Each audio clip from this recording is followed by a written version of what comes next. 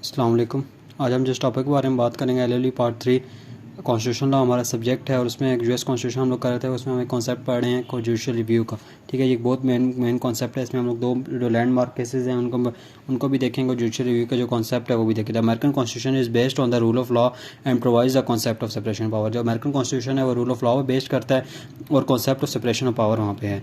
तो एंड वहाँ पे एक है check and balance. Separation of power का ये होता है कि हर इदारा अपने अपने डोमेन में रहते हुए काम करता है। ठीक है, और चेक एंड बैलेंस ये है कि एक इदारा दूसरे में वहाँ का मामला में इंटरवीन कर सकता है, इंटरफेयर नहीं कर सकता, उस पर चेक एंड बैलेंस रख सकता है। One of the fundamental process is the in America one of the fundamental process in America fundamental process in America to determine the validity of law is judicial review. अब अगर हम judicial उसमें check करना है judicial की validity check करनी है law की, तो वो जुडिशियल रिव्यू है।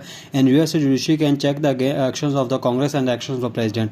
अब वहाँ पे एग्जीक्यूटिव के जो एक्शन हैं और जो कांग्रेस के एक्शन हैं उनको जब अगर वो कॉन्ट्ररी होते हैं कॉन्स्टिट्यूशन के, तो वहाँ पर जुडिशियल रिव्यू के थ्रू वहाँ पर चेक किया जाता है और जुडिशरी उनको ऐसे लॉज को या ऐसे एक्शंस को नल एंड वॉइड डिक्लेयर कर देती है। The court establish that this doctrine the case of Marbury versus Madison. Marbury versus Madison का एक केस है 1803 में हुआ था, 1803 में वहाँ पे हुआ था। The constitution of US not expressly, अब वहाँ पे जुडिशियल रिव्यू का एक्सप्रेसली कॉन्स्टिट्यूशन के अंदर नहीं लिखा हुआ, पर वहाँ पे इम्प्लॉयडली ये समझा जाता है कि ये पावर जुडिशियल रिव्यू की है।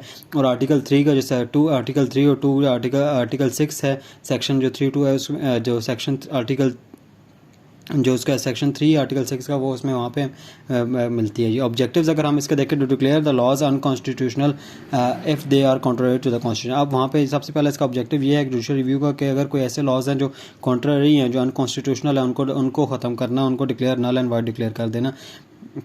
ठीक है, उनको unconstitutional defined the valid laws. ठीक है, अब और जो वैलिड लॉज हैं, जो मतलब वैलिड लॉज हैं, अगर कोई बंदा उसे चैलेंज कर देता है कि अनकॉन्स्टिट्यूशनल है, तो वहाँ पर जुडिशरी क्या करेगी, वो उसको डिफेंड करेगी कि नहीं ये कॉन्स्टिट्यूशनल है। To protect and uphold the supremacy of constitution. जब सुपरमेसी ऑफ कॉन्स्टिट्यूशन है, अगर कोई भी बंदा ऐसा कोई काम कर देता है, तो जो एग्जीक्यूटिव या कांग्रेस को ऐसा करती है, तो वो सुप्रीम कोर्ट ये कहती है कि नहीं जी, जो सुपरमेसी है वो सिर्फ कॉन्स्टिट्यूशन की होगी, कॉन्स्टिट्यूशन के खिलाफ जाके कोई बंदा कोई काम नहीं। To maintain check and balance भी रखने के लिए। ओरिजिन ऑफ अगर हम देखें इसका ओरिजिन हमें कहाँ से मिलता है, the power of judicial review is exercised by the court for the first time in 1803 में फर्स्ट टाइम इसको यूज़ किया गया था।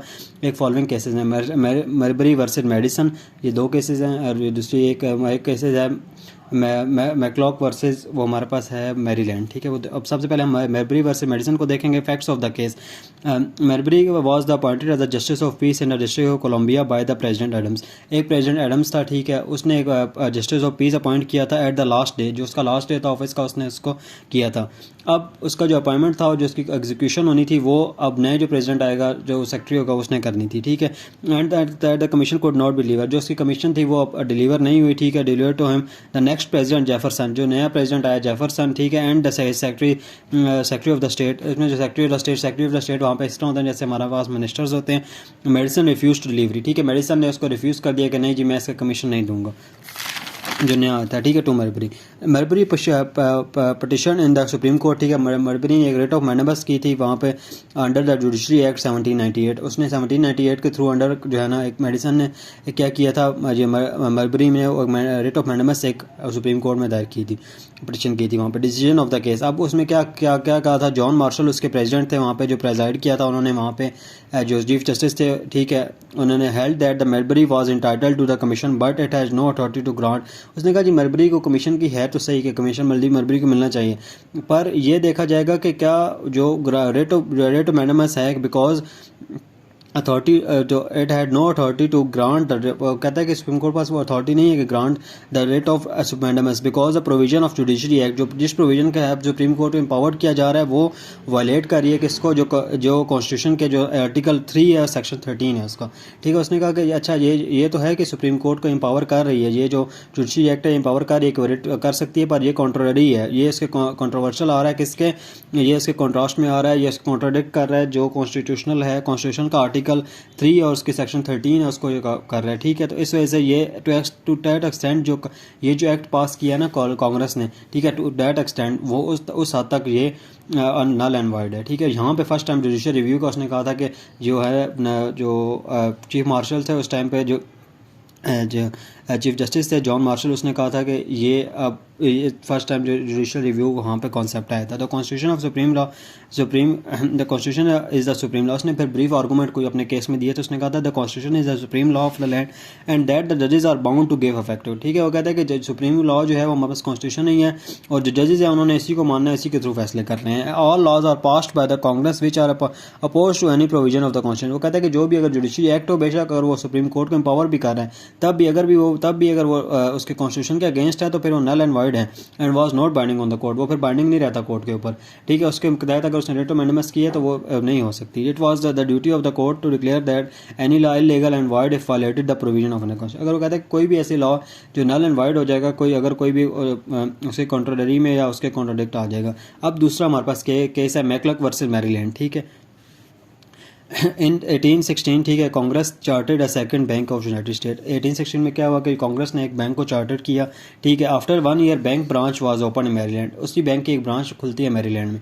ठीक है, इन 1818 मैरीलैंड लेजिस्लेचर जो होती है, मैरीलैंड की लेजिस्लेचर होती है, वो क्या करती है कि कुछ टैक्स इंपोज करती है उन बैंक से ऊपर जो चार्टर्ड नहीं होते लेजिस्लेचर से, स्टेट लेजिस्लेचर से। अब जो बैंक का कैशियर होता है वो रिफ्यूज़ कर देता है कि जी हम ये टैक्स नहीं देंगे। अब इसको आप समझिएगा कि पहले क्या हुआ जी 1816 में जो कांग्रेस ने एक बैंक को चार्टर करती है और उसकी एक ब्रांच जो है ना वो मैरीलैंड में खुलती है। ठीक है, और मैरीलैंड में जो ब्रांच खुलती है उसके बाद जो मैरीलैंड की वहाँ पे जो लेजिस्लेचर होती है, स्टेट लेजिस्लेचर, वो क्या करती है उसके ऊपर टैक्स इंपोज कर देती है। ठीक है, उसके ऊपर स्टेट जो वहाँ पे स्टेट होती है वो उसके ऊपर टैक्स इंपोज कर देती है क्योंकि वो कहती है वो चार्टर नहीं, हालांकि वो कांग्रेस ने उसे चार्टर कर दिया था। अब बैंक कैशियर जो होता है वो रिफ्यूज़ कर देता है क्योंकि वो समझता है कि मैकलॉक जो है ना रिफ्यूज़ टू पे द टैक्स। ठीक है, और कैशियर वो जो मैकलॉक होता है वो रिफ्यूज़ कर देता है पे। In response he was sued by the state of Maryland for the not paying the tax. ठीक है, अब उसने टैक्स पे नहीं किया इसलिए उसको वहाँ पे इन रिस्पॉन्स मैरीलैंड का जो है ना वहाँ पे उसको सू किया जाता है उसको। तो जो केस अब जो ट्रायल और जो अपीलेट कोर्ट था जहाँ पे ट्रायल हुई हाई कोर्ट में, और ट्रायल कोर्ट में क्या हुआ डिसाइड किया गया, decide congress do not have a power to charter any bank because there is no such provision constitution. अब कहते हैं कि जी कॉन्स्टिट्यूशन में कोई ऐसी प्रोविजन नहीं है, सो इसे जो कांग्रेस है वो किसी को भी चार्टर नहीं कर सकती, इसलिए उसे टैक्स देना। अब जो मैकलॉक था ना जो कैशियर था उसने दोबारा जी अपील कर दी सुप्रीम कोर्ट में। अब सुप्रीम कोर्ट ने इस चीज़ का फैसला करना था कि जो कांग्रेस है क्या उसके पास पावर है कि वो किसी बैंक को चार्टर कर सकती है, या कांग्रेस के पास ये पावर है कि वो जो स्टेट टैक्स है वो जो charter if the Congress have the power. ठीक है, अगर कांग्रेस का पावर है कैन अ स्टेट टैक्स और bank chartered bye the Congress. ठीक है, जो बैंक जो चार्टर्ड है उसको स्टेट लेजिस्लेचर क्या उसको टैक्स इंपोज कर सकती है। अब इसका फैसला करना सुप्रीम कोर्ट ने। डिसीजन क्या हुआ जिसमें इस डिसीजन हुआ that the congress has power to make all laws. ठीक है, वो कहते हैं कि कांग्रेस के पास पावर्स हैं ऑल लॉज की जो कांग्रेस बनाना चाहती हैं। All laws necessary and proper for the carrying out of specific power conferred by the congress in article section 8 of article 1। वो कहता है कि आर्टिकल 1 में जो 18 पावर्स हैं, जो सेक्शन 8 में 18 पावर्स दी गई हैं वो अब उसकी पावर्स हैं। ठीक है, और उसमें पावर ग्रांटेड की गई। Constitution has granted congress power to the congress. अब उसमें कहता है कि उसमें जो कांग्रेस की पावर वहाँ पे दे दी गई है, एक्सप्रेसली वहाँ पे देखा गया जी कांग्रेस होना चाहिए, कांग्रेस की जो लॉज हैं वो कांग्रेस करेगी। ठीक है, so all powers related to congress implied given to. ठीक है, अब वो समझा जाएगा कि जो ऑल पावर्स हैं जिसमें कांग्रेस जिस तरह में भी आती है। ठीक है, तो वो है so the Congress have a power. ठीक है, वो जो बैंक है वो कांग्रेस में आता है। ठीक है, तो इस वजह से उसमें समझा जाएगा कि ऑल लॉज मेकिंग,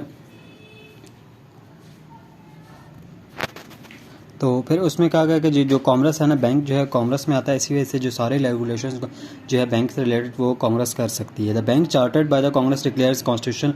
उसने कहा जी बैंक जो चार्टर किया उसने कॉन्स्टिट्यूशनल है वो चार्टर कर सकती है। और जो supreme court and the state imposing tax, ठीक है, जो टैक्स इंपोज किया गया वो वाइड है। ठीक है, वो टैक्स इंपोज स्टेट लेजिस्लेचर नहीं कर सकती। Scope of the judicial review अगर हम देखें, judicial review applies to the federal and state laws. ठीक है, जो फेडरल स्टेट लॉज है, फेडरल के भी लॉज पे अप्लाई होता है, स्टेट लॉज पे भी। It also applies on the treaties to the federal government by the federal government. जो फेडरल गवर्नमेंट ने जो ट्रीटीज़ की हैं उन पे भी होता है। It also applies on the orders of issued by the executive authorities. अब देखना है हमने कि कहाँ पे ये होता है, एग्जीक्यूटिव अथॉरिटीज़ जो है वहाँ पे भी होते हैं। रीजन टू अप्लाई, हम कहते हैं कि क्यों उसको जुडिशियल रिव्यू क्यों होना चाहिए। To keep the congress and president in the with in the limits of their powers. ठीक है, जो उनकी पावर्स हैं उनके दरमियान उनको रखा जाए, उनको चेक एंड बैलेंस रखा जाए ताकि वो अपने इख्तियारात से तजावुज़ ना करें। Then to large the authority of federal government, जो ताकि फेडरल गवर्नमेंट की जो अथॉरिटी है उसको इनलार्ज किया जा सके टू डिफेंड सिविल लिबर्टीज़। अब देखें जब कोई भी चीज़ अगर कॉन्स्टिट्यूशन के खिलाफ है, कॉन्स्टिट्यूशन में फंडामेंटल राइट्स भी आते हैं। अब अगर सिविल लिबर्टी के खिलाफ भी कुछ होगा तो वहाँ भी सुप्रीम कोर्ट जो है आएगी। इंपॉर्टेंस अगर हम देखें, importance of the power of judicial review lies in the fact that there is a power supreme court has become the guardian of the constitution. अब जुडिशियल रिव्यू के बाद ये हुआ कि सुप्रीम कोर्ट जो है वो जो गार्डियन ऑफ द कॉन्स्टिट्यूशन है, plays vital roles in supremacy, उसकी सुपरमेसी में और कॉन्स्टिट्यूशन की डेवलपमेंट में उसने अहम रोल अदा करती है। अब क्रिटिसिज्म हम देखेंगे कि यार क्या इसके ऊपर क्रिटिसिज्म क्या हो सकता है। The excessive use of power जो judicial review has raise the criticism, इसमें अब एक्सेसिव हो गया बहुत ज़्यादा, तो इसलिए कुछ क्रिटिसिज्म भी है इस पर। Supreme court has become the non elective super legislature. अब यहाँ पे ये कहते हैं कि वो इलेक्टेड जो लेजिस्लेचर कांग्रेस करती है वो तो इलेक्टेड होती है, ये इलेक्टेड लोग तो नहीं होते ना, ये डायरेक्टली लोग मतलब सुपर, क्योंकि बहुत एक्सेसिव यूज़ करते हैं। हम अगर कोई भी लॉ अगर कोई कांग्रेस बनाएगी और उसको अगर वो नल एंड वाइड कर देती है तो ख़त्म हो जाएगा, ठीक है। तो इसको सुपर लेजिस्लेचर के नाम पे बना गया। जुडिशियल रिव्यू में रिजल्ट इन वन टेरिटरी। अब देखें कि अगर कोई वन टेरिटरी भी हो सकती है, ठीक है। अब किसी एक बंदे का कोई एक जज भी ऐसे कह सकता है, तीन भी ऐसे कह सकते हैं। हम 3-4 लोगों के फैसले को अगर किसी नल एंड वाइड अगर डिक्लेयर कर दिया जाता है तो वो उसमें फिर ठीक है। अब वो जो इतने लोग लेजिस्लेचर में बैठे हैं, क्या लोगों के वोट उसमें कुछ नहीं होता। Decision often blocks the wheel of the progress. अब कोई ऐसा डिसीजन आ जाता है जिसकी वजह से कोई तरक्की का काम रुक जाता है, ठीक है, wheel of the progress. Judicial review stress only the legal aspect. अब वो सिर्फ लीगल एस्पेक्ट को देखा जाता है, वहाँ पर ये नहीं देखा जाता कि क्या इसके इकोनॉमिक क्या यूज़ हैं, इसके सोशल के लिए हमें ज़रूरत है, ये चीज़ ये लॉ में ज़रूरत है या नहीं ज़रूरत। वहाँ पे इसकी ये नहीं लगा, सब ये देखा जाता है कि कॉन्स्टिट्यूशन के अगेंस्ट है या नहीं, ठीक है। तो ये हमारा आज का टॉपिक था जुडिशियल रिव्यू का, तो इसको आप समझने की कोशिश कीजिएगा। Thank you very much.